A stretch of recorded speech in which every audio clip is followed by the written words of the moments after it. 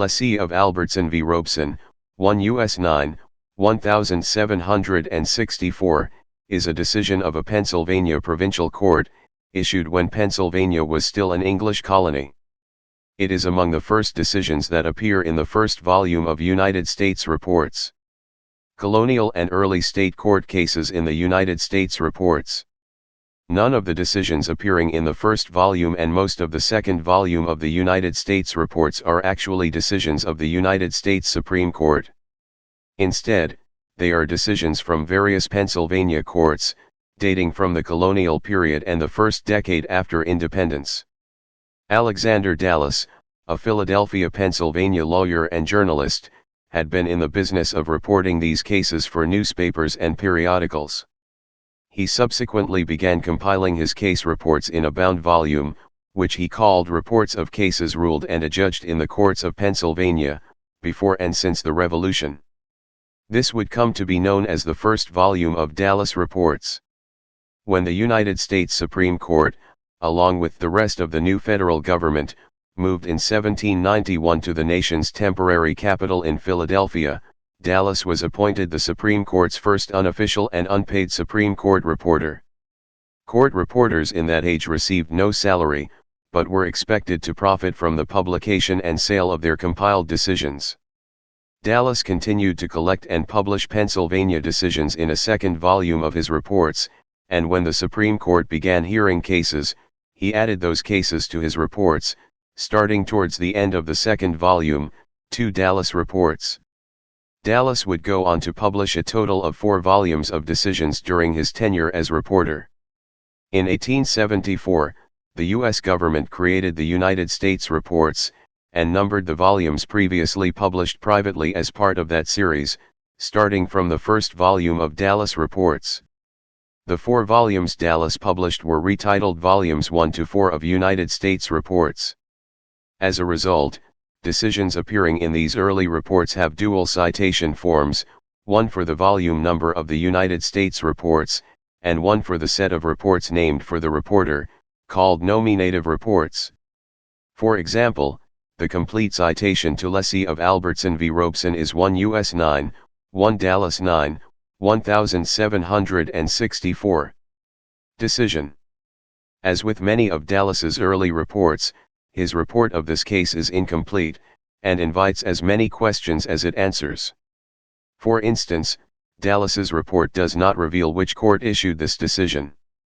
This appears to be the decision of a trial court, rather than an appellate court, such as the Pennsylvania Provincial Supreme Court.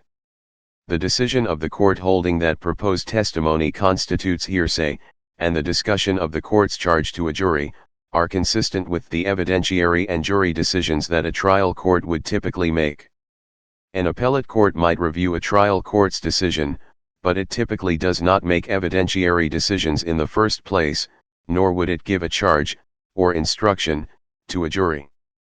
The plaintiff's age was apparently at issue in the case, and the plaintiff offered the testimony of his brother, who offered to testify regarding their parents' statements regarding the plaintiff's age. The court refused to admit this testimony, ruling that it constituted inadmissible hearsay. The underlying dispute, as with so many early colonial cases, was over ownership of land, but Dallas's report does not specify where in the Pennsylvania colony it was located. The defendant, presumably, Robeson, relied on a colonial chancery court decree as evidence of his title to the land. However, the Pennsylvania Provincial Act creating the Chancery Court had been repealed by the King and the Council. King George and his council often repealed acts of colonial legislatures, especially those acts creating instruments of independent government, or otherwise asserting the rights of colonists. The Chancery Court's decree regarding the disputed title had been issued after the King and Council had repealed the act, but before notice of such repeal reached Pennsylvania. The issue, therefore, was whether the act was effectively repealed by the date when the Chancery Court issued its decree. If it was repealed, then the court was without legal existence, and its decree would be meaningless. If, however, the act creating the court was not considered repealed until notice of that repeal reached Pennsylvania, then the Chancery Court decree was still valid, and supported the defendant's title to the land.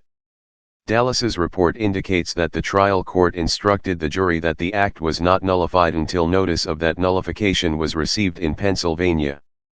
The jury then agreed, determining that the Chancery Court decree was valid, and finding for the defendant. Precedence effect. Lessee of Albertson v. Robeson would be cited into the latter half of the 19th century for the proposition of the law of evidence that testimony regarding a parent's statements about the birthdate or age of that parent's child constituted hearsay. It would also be cited as authority for a court, when the passage of a statute is questioned, to look beyond the printed statute, to the circumstances surrounding its passage. Toward that end, the journals of Congress, the various state legislatures, and the British House of Lords are admissible as evidence of their proceedings. Please subscribe and thanks for watching.